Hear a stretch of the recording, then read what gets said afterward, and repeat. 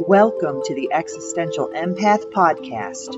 My name is Tanya, and I am an intuitive empath. My intention is to share valuable tools and techniques that I have learned so you can tap into your own inner healer naturally and intuitively. Welcome back, everyone. Today I have guest Don McLaughlin. Don is a recovering lawyer, father of three, ultra-endurance athlete, founder and CEO of PurePower Botanicals, and the author of Plants, Performance, and the Endocannabinoid System. Before founding PurePower, Don served as a government prosecutor, trial lawyer, and tech entrepreneur in the Fortune 500 for nearly 20 years. While he enjoyed great success in his career, he also experienced intense struggles with anxiety and depression while working under extreme pressure and stress. Don is a wellness advocate and health investor who discovered a natural and holistic way to overcome burnout, chronic anxiety, and depression by incorporating hemp extract and other herbs in a series of daily ancient practices. His mission is to share what he discovered during his recovery in order to help others battling similar challenges. Welcome, Don. I'm so excited to have you on the show today.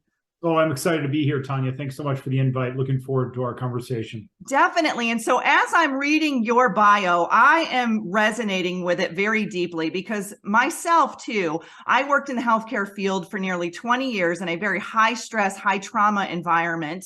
And I found my way to hemp and CBD and other remedies to help alleviate my nervous system because I was in such a state of fight, flight, or freeze that I was just looking for anything that would help calm me. I was having a difficult time sleeping. My body was in a constant state of tension and stress. And so let's talk a little bit more about your story and how, where you were and then how you were guided to learn more about hemp. Yes, I'd love to. Definitely parallels, although in different realms. Mine, obviously, in the legal field. I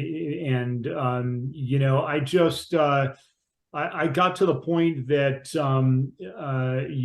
I knew I needed help. And this is, a few years, honestly, into my legal career.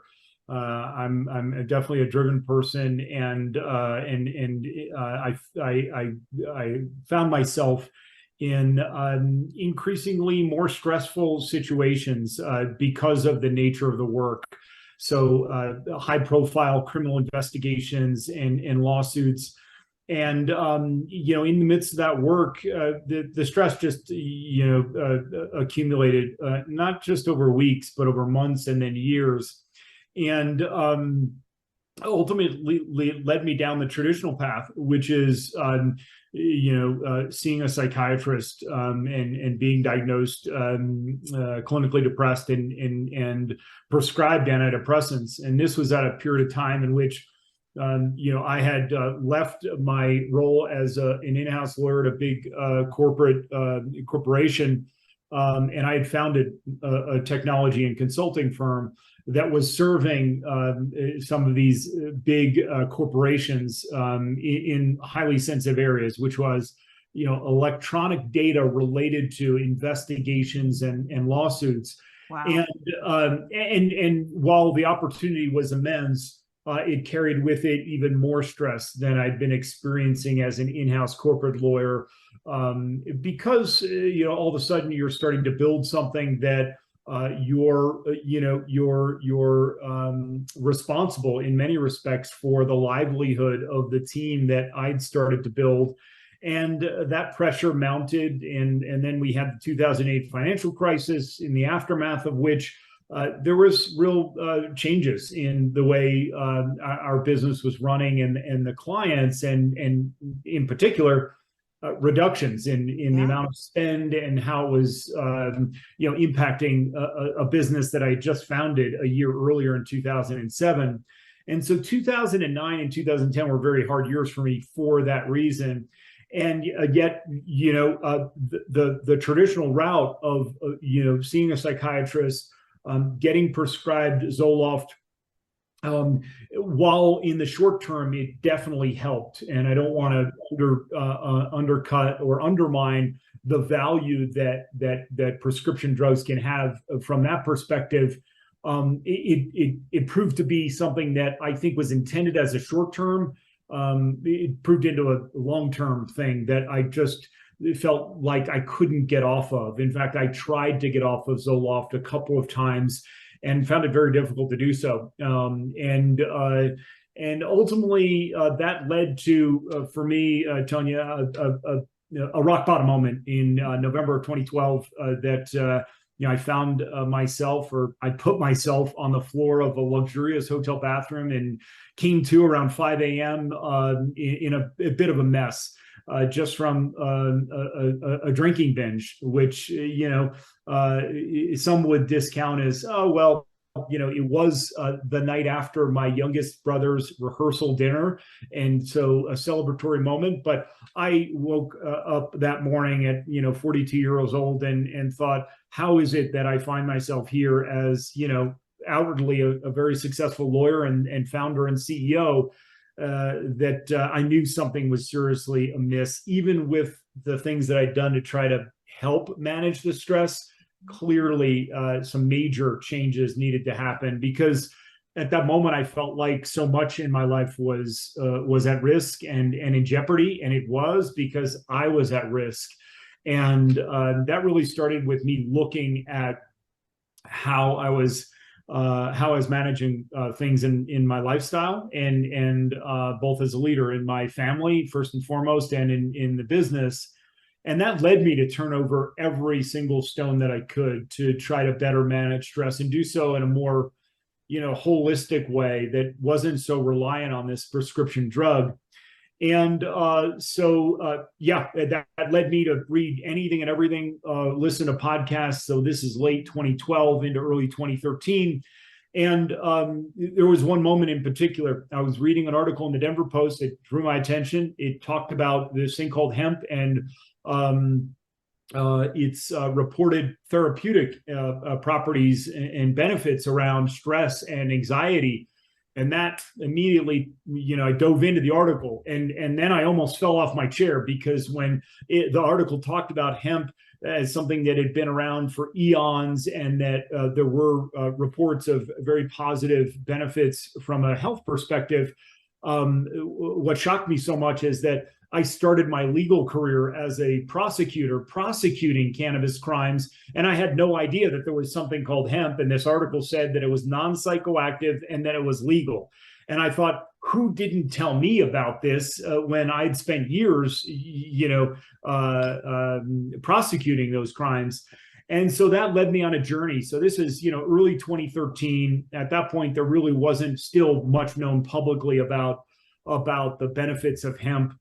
Still very much, I think, it was, associated with marijuana, right? And in that way, there was still a stigma associated with it. So I was left to just, sort of self-experiment, and that's exactly what I did in an arena that I was not that comfortable with, right? I mean, as a lawyer and a prosecutor, the world of marijuana was one that I stayed well away from growing up, and yet, as I started to try hemp extract, commonly referred to as CBD, I started to notice I slept a little bit better. My stress seemed to be a little bit more manageable. Didn't struggle as much with anxiety, and also I noticed that I had more energy, and it was great. And so around this same time, Tanya, what also was happening, I said I kind of turned over every stone. So I reincorporated a mindfulness practice of just sitting in the morning and collecting my breath and just trying that out. And then I recommitted to exercise in a much more meaningful way, several times a week, ensuring that I got 45 minutes roughly of exercise.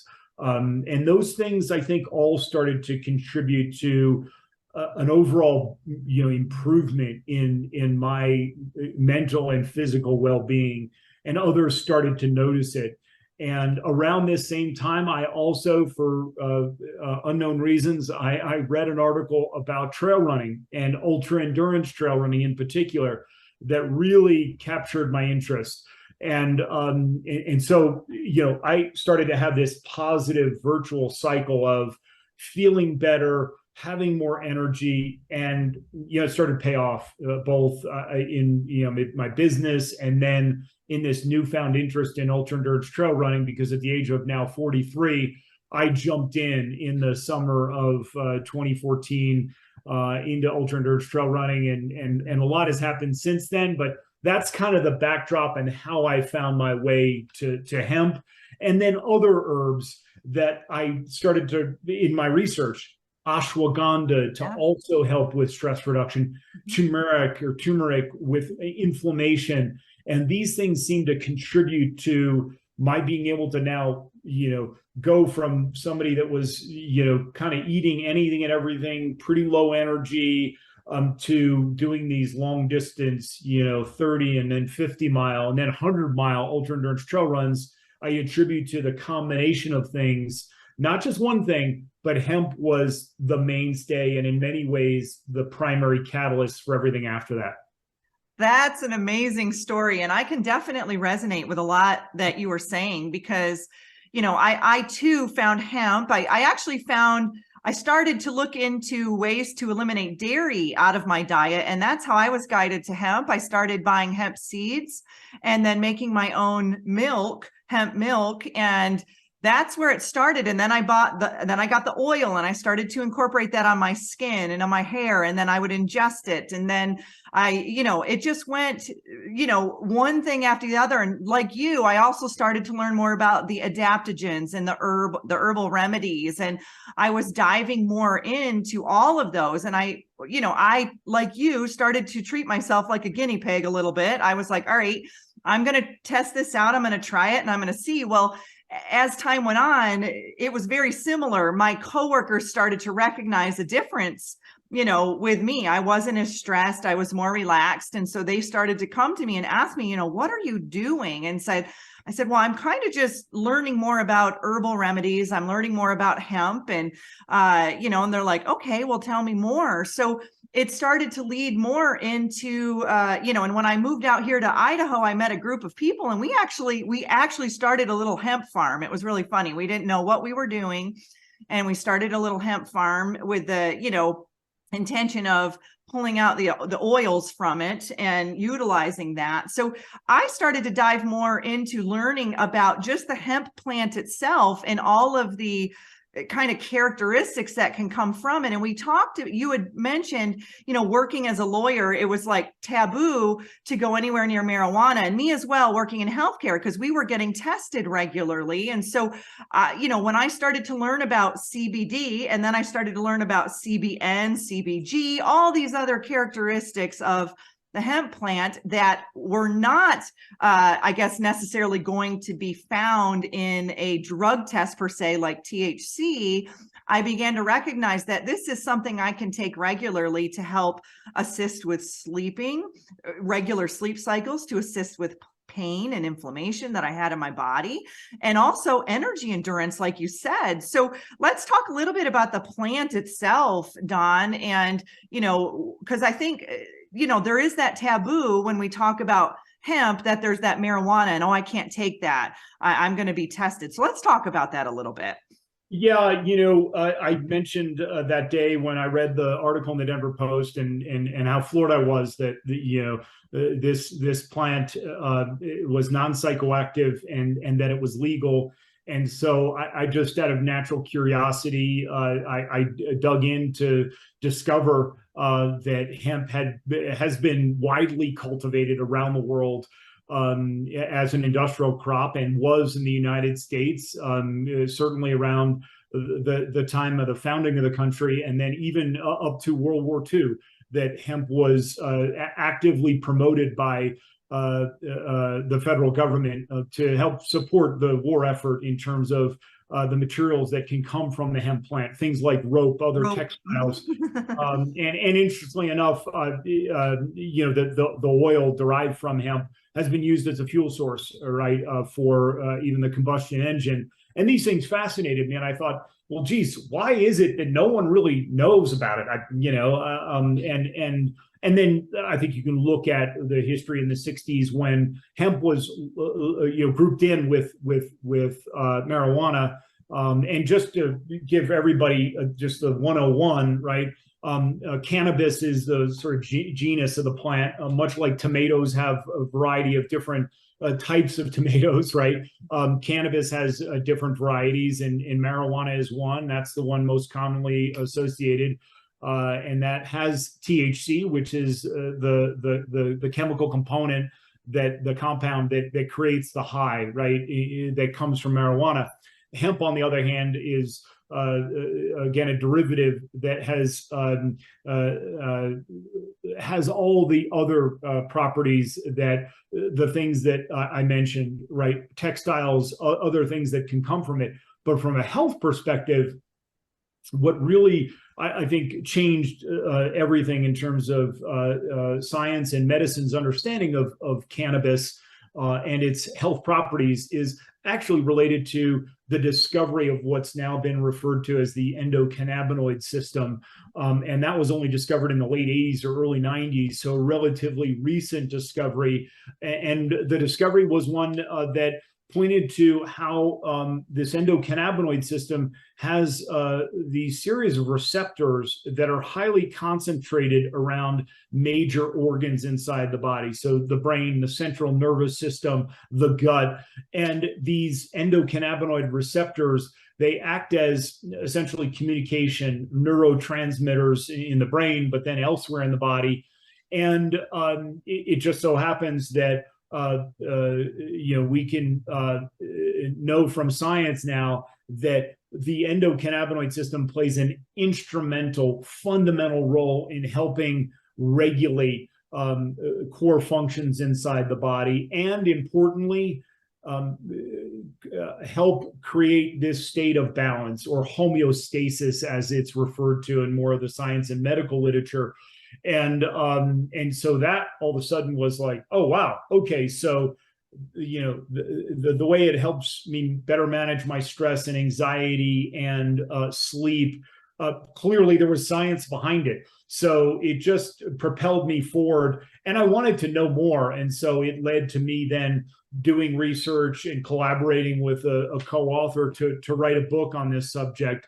Plants, Performance, and the Endocannabinoid System is what we titled it, 21st Century Sports Medicine. And the reason we chose that title is because I grew up as an athlete. I shared with you how athletics and trail running, long distance running in particular, it was really transformative for me. So I wanted to focus in the area that it started to really gain some traction, and that was in the world of athletics as an alternative to the prescription drugs that are often doled out related to sports injuries, and the benefits that I was receiving as an athlete. But in the course of doing that research, I discovered that there is a fair amount of medical science studies that have been done, many of them at that time. So this is roughly 2016 when I was doing a lot of the research. 2017 was outside the US, I think. And so, there was a lot there in the way of the science. And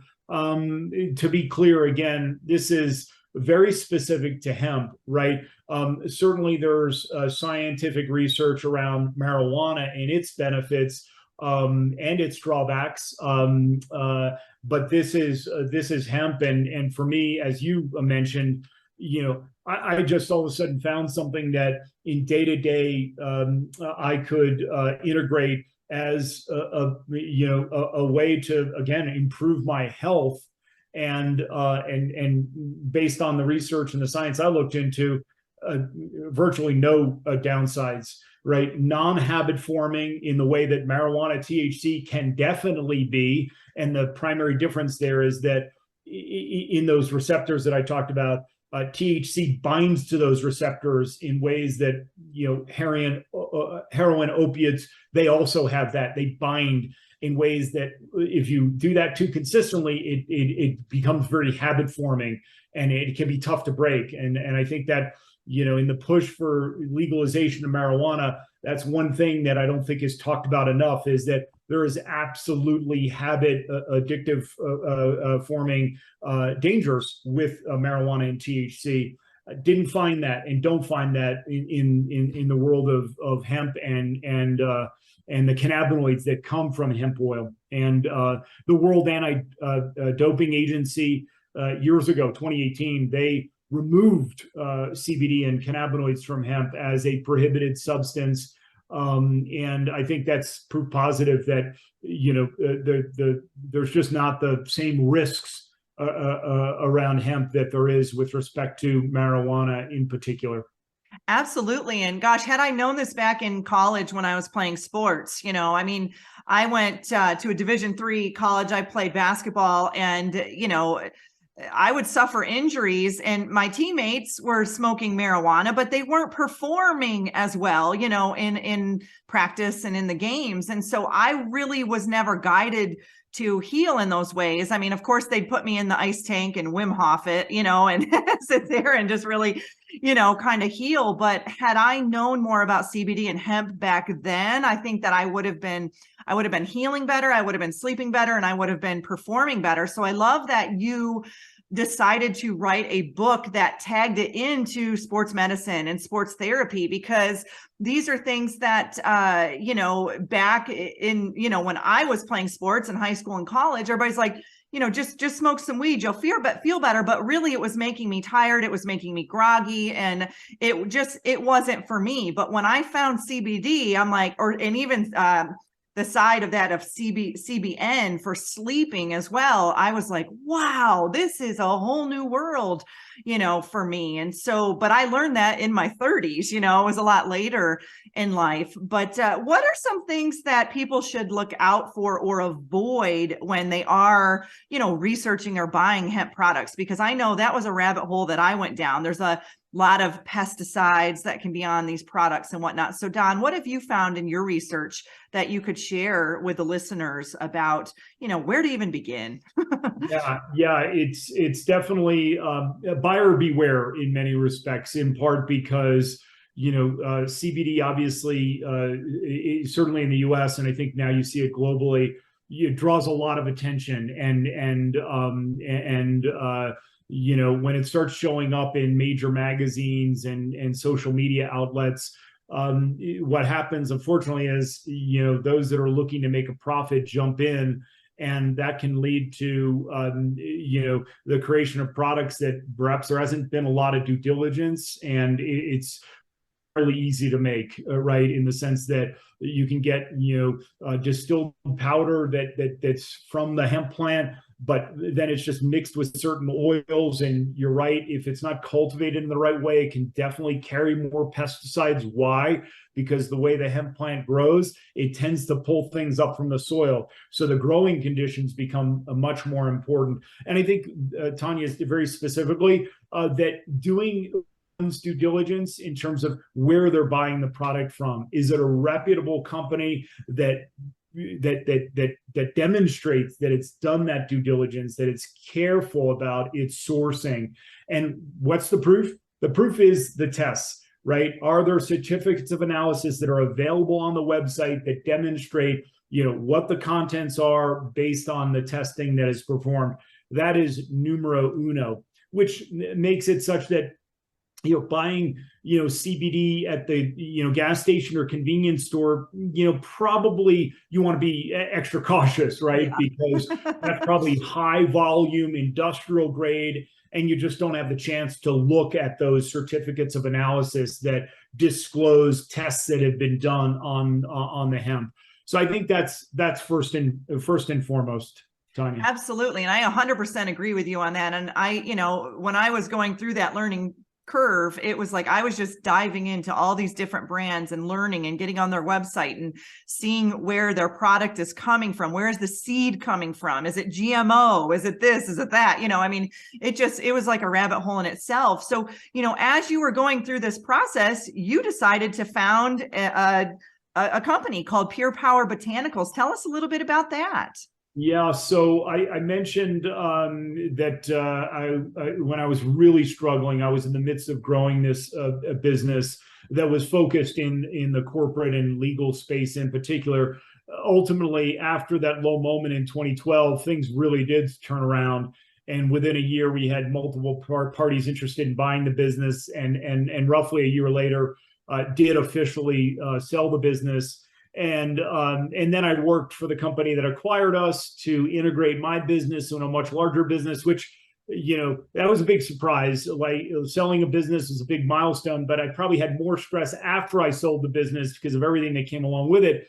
And while that was happening, I was continuing to experiment with different combinations of adaptogens. And then I got into functional mushroom extracts that I think now I'm very glad to see there's more awareness about the benefits of some of these functional mushrooms like reishi and chaga and even cordyceps for energy that have been used for millennia, right, in Asia. Ayurveda is sort of the health side of yoga, and Ayurveda and traditional Chinese medicine have talked about things like functional mushroom extracts and these other adaptogens extensively. But I just, in my experimentation, my running started to just, as I said, I was not a natural born runner. I got kicked off my high school cross country team. I was such a bad, disinterested runner. It was a feat in and of itself because I've been on probably 20 sports teams in my life. And, cross country team, don't they need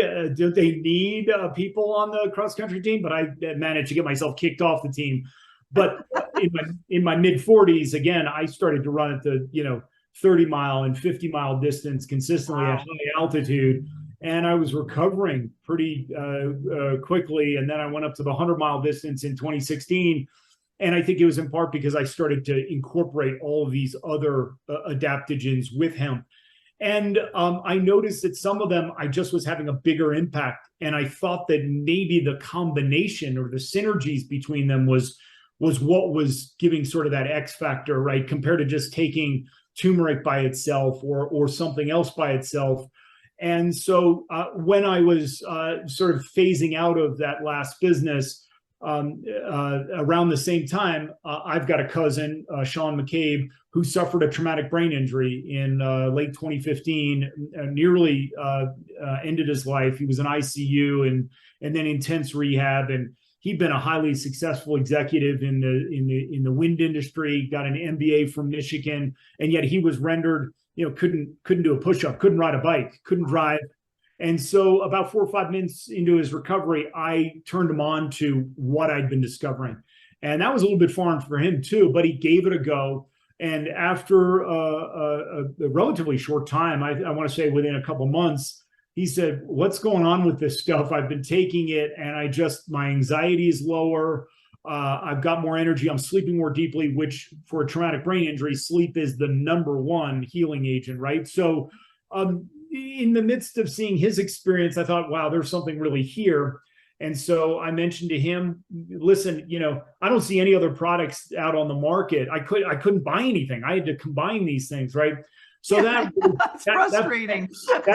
That planted the seed. And then, PurePower was really born from both our experiences from coming back from these really dark places. And, the idea that what we were experiencing was very pure, this is from Mother Nature.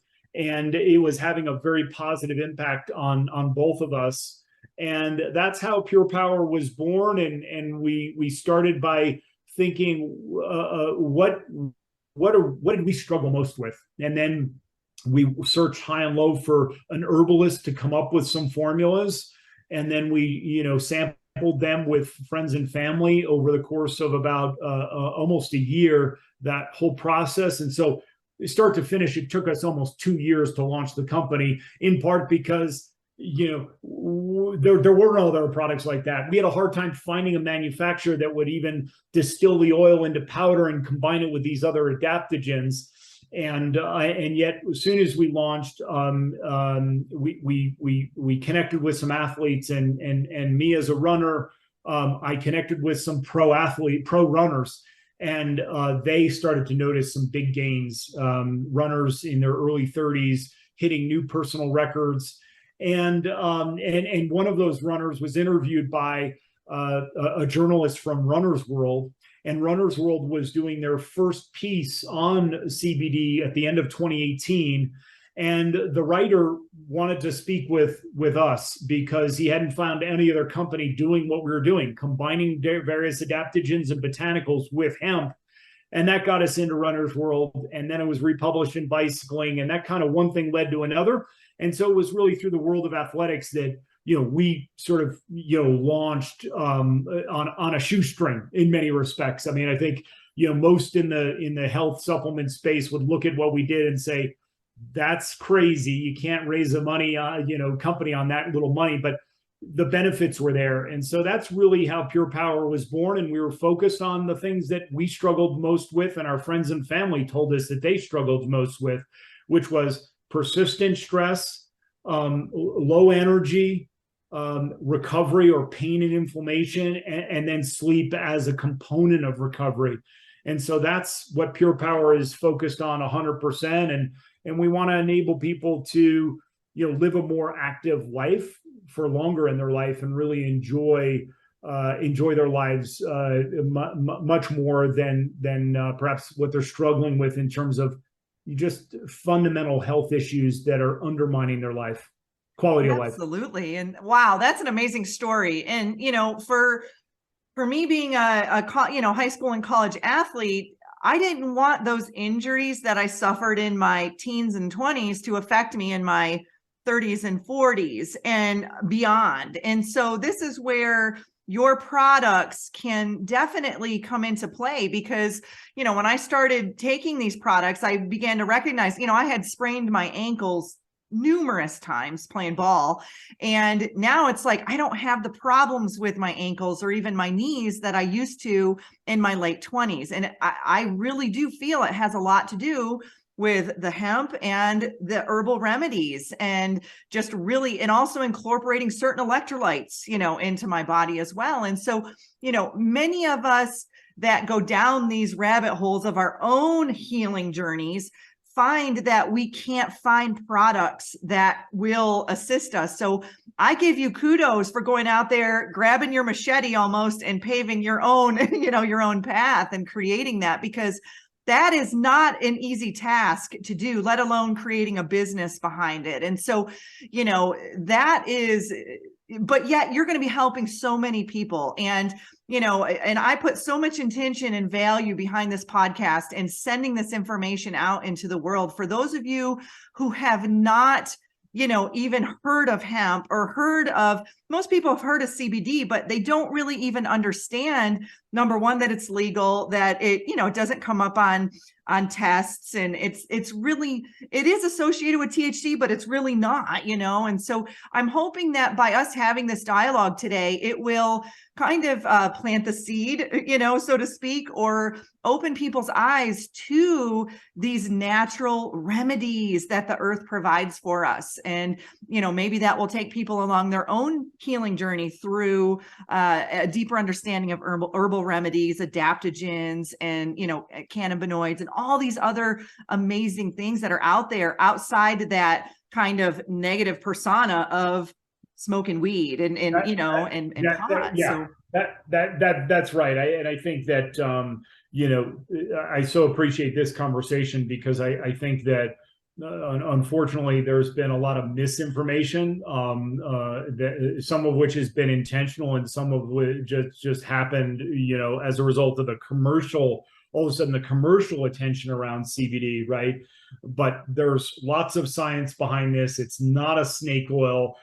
There is some evidence that for certain folks with certain DNA makeup, that cannabinoid therapy, as it's known, is not going to have the same positive effect. But I think that evidence is a very, very, very small percent of the population. I think for the lion's share of most folks, they're going to derive some benefits. And, I think science has even pointed to endocannabinoid deficiency, where those receptors that we talked about can basically go fallow and they're not as active because of persistent stress. Food can, poor diet can contribute to these receptors going fallow in ways that create massive imbalance and lack of sleep, lack of sleep, which sort of all contribute to a degradation of health. And I'll just focus on the gut because I think it's one that is easy to overlook, even though there's a lot of talk about probiotics and prebiotics. Clearly cannabinoids play a big role in balancing the gut and helping restore the gut. And why should we care about the gut? Were people talking about the gut 100 years ago? No. The change is that our farming has changed, right? And science has shown very clearly that chemicals sprayed on crops have an adverse impact on the gut and lead to conditions like leaky gut and many of the things that have become sort of modern ailments.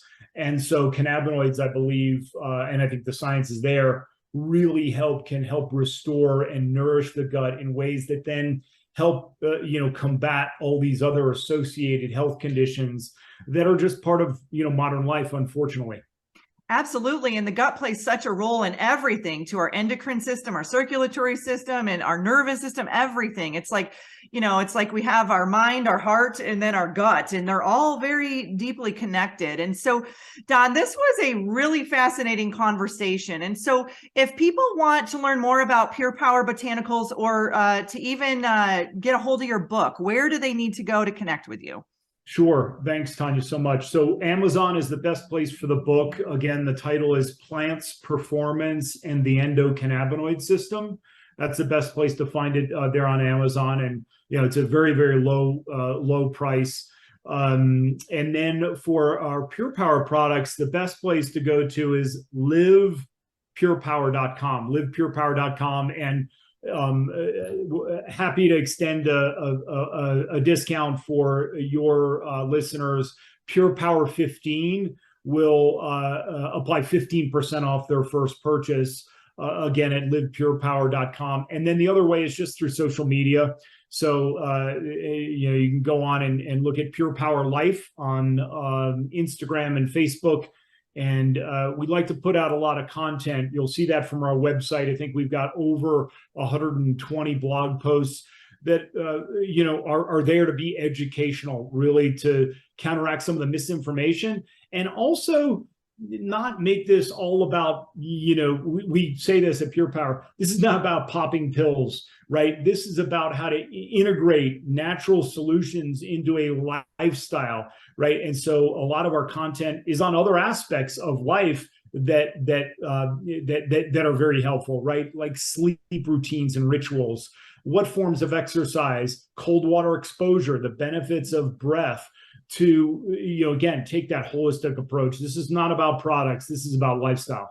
Absolutely. And, Don, I really appreciate the energy and you being vulnerable today, sharing your story. It's not easy to, come forward and share that we've been through dark times, but I do feel, that oftentimes those dark times bring us to the light. And so I appreciate all the time that you spent with us today and to really tap into some of these misconceptions around hemp. And so thank you so much for coming on the show. Oh, thank you, Tanya. It's been a pleasure. You deserve to navigate your life as an empath in alignment with health, happiness, and abundance.